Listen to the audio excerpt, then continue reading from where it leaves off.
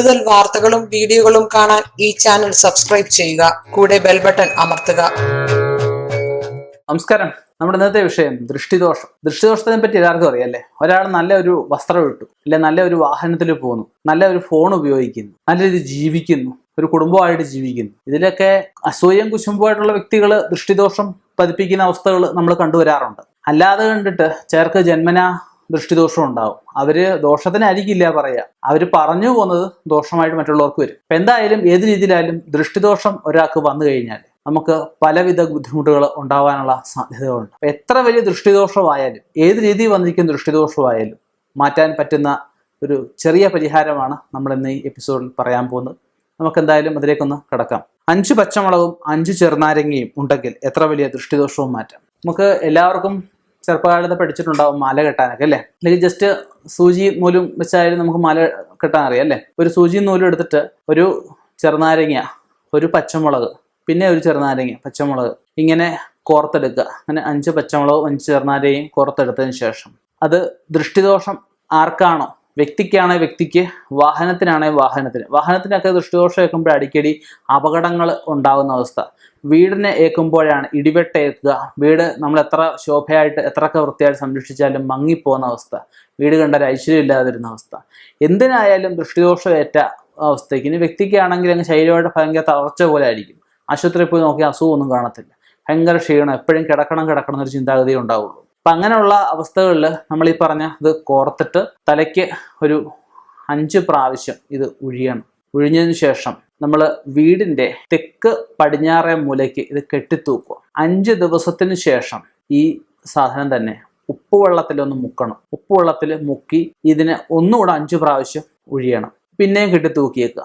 ഇനി ഒരു 5 ദിവസം കഴിഞ്ഞിട്ട് ഇതിൽ പുണ്യാഹം ഒന്നുകിൽ അല്ലെങ്കിൽ തുളസി തീർത്ഥമായാലും മതി, അതിനകത്ത് ഒന്നിയും മുക്കി പിന്നെ ഒരു 5 ദിവസം കെട്ടിത്തൂക്കുക. നമ്മൾ കഴുകുന്ന വെള്ളം കൊണ്ട് ഒരിക്കലും നമ്മൾ ഭൂമി കളയാൻ പാടില്ല, വേറെ എവിടെങ്കിലും വേണം കളയാനായിട്ട്. ഇങ്ങനെ ഒരു 4-5 പ്രാവശ്യം ആവർത്തിച്ച ശേഷം ഏറ്റവും അവസാനം നമുക്ക് ഈ കോർത്തെടുത്ത ഈ നാരങ്ങയും മുളകും എല്ലാം കൂടെ ഒന്നുകിൽ ഒഴുക്ക് വെള്ളത്തിൽ മറ്റാർക്കും ദോഷം വരാത്ത രീതിയിൽ കളയാം, ഇല്ലെങ്കിൽ ഭൂമിയിൽ മറ്റാർക്കും ദോഷം വരാത്ത എവിടെങ്കിലും വേസ്റ്റ് കളയുന്നിടത്ത് ഇത് കളയാം. കുഴിച്ചിടുന്നതുകൊണ്ടും, നമ്മുടെ ഭൂമി വേണ്ട വേറെ എവിടെയെങ്കിലും കുഴിച്ചിടുന്നതുകൊണ്ടും തെറ്റില്ല. പുറം പ്രദേശങ്ങളിലൊക്കെ ആർക്കും ഉപദ്രവം ഉണ്ടാവില്ല. കാരണം ഇതൊക്കെ എന്ന് പറഞ്ഞാൽ ജൈവ മാലിന്യങ്ങളിൽ പെട്ട. അപ്പോൾ നമുക്ക് കുഴിച്ചിട്ട് കഴിഞ്ഞാൽ തെറ്റില്ല, പുറത്തെങ്കിലും ഭൂമികൾ കുഴിച്ചിടാം. അപ്പം ഇങ്ങനെ ചെയ്ത് കഴിഞ്ഞാൽ നമുക്ക് എത്ര വലിയ ദൃഷ്ടിദോഷമായാലും നമുക്ക് ഒരു പ്രാവശ്യം ചെയ്യുമ്പോൾ തന്നെ ഇതിൻ്റെ ഒരു വ്യത്യാസം ഉണ്ടാവും. അപ്പം ഈ പറഞ്ഞ കാര്യം ഒരു 5 പ്രാവശ്യമാണ് ഏറ്റവും ഉത്തമമാണ്. അപ്പം ഞാൻ ആദ്യം പറഞ്ഞ ഉപ്പുവെള്ളം, പിന്നെ പുണ്യാഹമാവാം, പിന്നെ തുളസി തീർത്ഥമാവാം, പിന്നെ പനിനീരാവാം, പിന്നെ വീണ്ടും ഉപ്പുവെള്ളമാവാം, പിന്നെ ഈ പറഞ്ഞ രണ്ടാമത് വീണ്ടും പുണ്യാഹമാവാം. ഇങ്ങനെ 5 രീതിയിൽ നമുക്ക് റിപ്പീറ്റ് ആവർത്തിച്ച് ഈ പറഞ്ഞ നമ്മൾ ചെയ്ത് കഴിഞ്ഞാൽ 100% നമുക്കുള്ള ദൃഷ്ടിദോഷങ്ങൾ മാറുകയും നമുക്കൊരു കൂടുതലായിട്ട് എനർജറ്റിക് ആവുകയും കുറച്ചുകൂടെ കാര്യങ്ങളിൽ ഇറങ്ങി പ്രവർത്തിക്കാനുള്ളൊരു മനസ്സ് ഉണ്ടാവുകയും ചെയ്യും. ഇത് ചെയ്യുന്നതോടൊപ്പം തന്നെ നമുക്ക് ഒരു ആചാര്യനോട് ഫോണിൽ കൂടെ ചോദിക്കാൻ പാടില്ല.